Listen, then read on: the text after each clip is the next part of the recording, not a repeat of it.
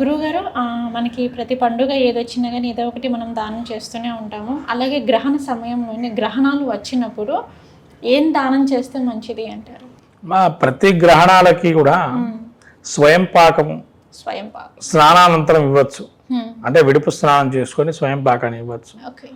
ఎందుకంటే స్వయం పాకం ఇవ్వటంలో రహస్యం ఏంటండి అంటే, గ్రహణంలో కూడా కొన్ని మనకు తెలిసి తెలవక ఇబ్బందులు పడుతుంటాం. అంటే ఇప్పుడు అందరికీ డేట్ ఆఫ్ బర్త్లు ఉండవు, అందరికీ టైమ్స్ తెలియదు, అందరికీ తన పెద్దవాళ్ళు ఏ సమయంలో చనిపోయినారో కొంతమంది తెలియదు. అలాంటప్పుడు గ్రహణంలో కనుక నువ్వు దానం చేస్తే 100 రెట్లు ఫలితం వస్తుంది. అందుకని స్వయం పాకాన్ని ఇవ్వచ్చు. గ్రహణ సమయంలో అద్భుతమైన ఫలితాలు ఉంటాయని చెప్పబడింది పురాణంలో. తర్వాత స్వయం పాకం తర్వాత ఏ గ్రహణానికో ఆ గ్రహణ ధాన్యాన్ని ఇవ్వటం. ఇప్పుడు రాహుగ్రస్తం అనుకోండి, మినుములు మినపప్పు కానీ, మళ్ళీ సూర్యగ్రహణం అయితే గోధుమలు కానీ, గోధుమ పిండి కానీ, గోధుమ రవ్వ అలాంటివి దానం చేయడం. అంటే వాడుకునే పదార్థాలు దానం ఇస్తే కనుక త్వరితగతిన అవి వాడుకం చేస్తారు కాబట్టి తద్దోషం పరిహారం, వాడి ఆకలి తీర్చిన వాళ్ళు అవుతారు.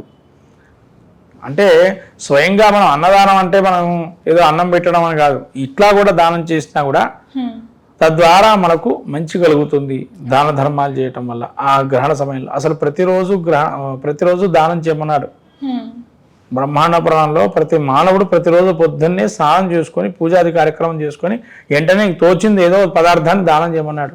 లేదా ప్రతిరోజు ఒకరికి టిఫిన్ ఒకరికి భోజనం కానీ పెట్టమన్నాడు. అల్పాహారం కానీ భోజనం కానీ బ్రహ్మాండ పురాణం తెలపబడింది. ఇలా చేస్తే దోషాలు కానీ పితృశాపాలు కానీ తొలగిపోయి వాళ్ళకి సంపూర్ణమైనటువంటి వాడికి కానీ వాడి తర్వాత 10 తరాలకు కానీ ఉత్తమ లోకాలు పొందుతారని చెప్పబడింది. ఇది ఎవరు ఇప్పుడు చేయలేరు, ఎందుకంటే యాంత్రిక జీవనం. రోజు పొద్దున్న లేచిన నుంచి ఆయన పని చేసుకోవడం సరిపోతుంది, కానీ వాళ్ళకి పిలిచి దానం ఇవ్వాలి, వీళ్ళు పిలిచి దానం ఇవ్వాలని ప్రతిరోజు దానం ఎవరు ఇవ్వలేరు.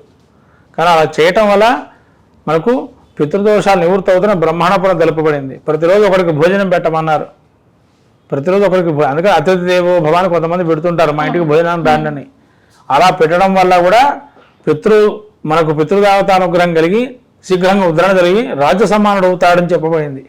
అంటే రాజులకి ఎత్తైతే ఏ విధంగా ఉన్నారో రాజు సమానుడై సాక్షాత్తు శివ సాహిత్యాన్ని విష్ణు సాహిత్యాన్ని కూడా పొందుతారని చెప్పి. కాబట్టి ఇటువంటి దాన ధర్మాలు గ్రహణ సమయంలో చేసుకోవటం, స్వయం పాకము, ధాన్యదానాలు, తర్వాత ఆ కాలాన్ని బట్టి ఇప్పుడు ఎండాకాలంలో వస్తే కనుక ఛత్రం ఇవ్వటం, లేకపోతే కాలాన్ని బట్టి కూడా దానం చేయొచ్చు. వర్షాకాలం అనుకోండి, మాకు మామూలుగా దుప్పట్లు ఇవ్వటమనో, చలికాలంలో దుప్పట్లు ఇవ్వటమనో, అంటే కాలాన్ని బట్టి కూడా దానాలు చేయొచ్చు ఆ గ్రహణ సమయంలో, గ్రహణానంతరం కూడా. కాబట్టి ఇవన్నీ కూడా మనం పరిగణనలోకి తీసుకొని విష్ణుమూర్తి స్వరూపానికి దానం చేయటం. ఎందుకండి దానం అనేది చేయమన్నాడు? దానం ధర్మం 2 చేయాలని చెప్పబడింది. గరుడ పురాణంలో కూడా తెలుపబడింది, మత్స్య పురాణం తెలుపబడింది. కారణం ఏంటంటే దానం ధర్మం గుణం ఏంటంటే, మనిషి యొక్క గుణం ఏంటంటే దాన గుణం ఉంటే కనుక కీర్తి ప్రతిష్టలు పెరుగుతాయి, ధర్మంగా ఉంటే కీర్తి ప్రతిష్టలు పెరుగుతాయి. ఈ 2 గుణాలు మానవుల్లో ఉండాలి అని చెప్పన్నారు. దానం ధర్మం అని ఎందుకు పేరు పెట్టారంటే ఇందుకే ఇది. ఎందుకంటే దానం చేయడంలో కర్ణుడికి మించిన వాడు ఎవరు లేరు, ధర్మంలో యుధిష్ఠిరుడికి మించిన వాడు ఎవరు లేరు, అంటే ధర్మరాజుకు మించిన వాడు ఎవరు లేరు. అందుకని ఇప్పటికీ మహాభారతంలో మనం ధర్మరాజు పేరు ఎత్తుతాం. అయ్యో ధర్మరాజు లాగా ఉన్నామని బయట అంటుంటే ఎవరినైనా సత్యంగా పలికితే ఎవరినైనా నువ్వు ధర్మరాజు అయ్యా అని అంటాం. తర్వాత దానధనుడు కర్ణుడు లాంటి వాడు అని అంటాం. అంటే ఆ పేరు చూడండి, ఎన్నో యుగాల కింద జరిగిన కథ అయినా కానీ ఇవాళ మనం గుర్తుపెట్టుకునే పరిస్థితికి వచ్చామంటే వాళ్ళని చూసి దానం ధర్మం అనేది పదం ఏదైతే వాడామో దానికంతా విలువ ఉంది. అది మానవులు గ్రహించాల్సిన విలువ ఏంటంటే, మనం పుట్టినప్పుడు ఏమీ లేకుండా పుడతాం, వెళ్ళేటప్పుడు ఏం తీసుకోకుండా వెళతాం. ఇచ్చేది ఏంటంటే ఇక్కడ దానం ధర్మం చేసితే మనకు వస్తుంది, చివరిలో మనకు వచ్చే అదే మత్స్యపురాణం గరుడపురాణం తెలుపబడింది. కాబట్టి 2 మనం నేర్చుకుంటాంటైతే ఆ పురాణాలు చెప్పబడిన విషయం ఏదైతే ఉందో, మనం వెళ్తున్నప్పుడట కృష్ణుడు చెప్పాడు చివరిలో, ఎవరైతే నిన్ను 10 మంది తలుచుకుంటాడో నేనే స్వయంగా వాడిని తీసుకెళ్తాను వైకుంఠానికి అన్నాడు కృష్ణుడు. కృష్ణ స్వరూపాన్ని కృష్ణుడిగా భావన చేసి ఆయనే విష్ణుమూర్తి లోకాన్ని తీసుకెళ్తాడట. 10 మంది తలుచుకుంటే 10 మంది అంటే 10 మంది ఒక్కడన్నా తలుచుకోవాలి. అంటే వీడు మనకు మంచి చేశాడు, పోయినప్పుడు ఎవరైతే తలుచుకుంటారు. అందుకనే పోయినప్పుడు కొంతమంది తలుచుకుంటారు, చిరస్మరణీయుడు అని అంటారు. తర్వాత ఇక మహాత్ముడు అని ఇప్పుడు కాలంలో అవన్నీ పేర్లు పెడుతున్నాం. మహాత్ముడను, చిరస్మరణీయుడను, మహాయోగి అని రకరకాల పేర్లు పెడుతున్నాం ఒకరికి పోయిన తర్వాత. మనకు భగవద్గీతలో కూడా చెప్పబడుతుంది, ఎవరైతే మనల్ని తెలుసుకుంటారో చనిపోయిన తర్వాత వారికి నేనే సాక్షాత్ దగ్గరగా ఉండి ఉత్తమ లోకాలు తీసుకెళ్తా అన్నాడు. అంటే దానం ధర్మం అనేది ఉన్నప్పుడే మనం చేసుకోవాలి, మనం పోయిన తర్వాత చేస్తారనే విషయం లేదు. ఇంకోటి, మనం వచ్చినప్పుడు ఏమీ లేకుండా ఒక చిన్న శరీరంతో పుట్టి మళ్ళీ వెళ్ళేటప్పుడు ఏమీ లేకుండానే వెళ్తాం.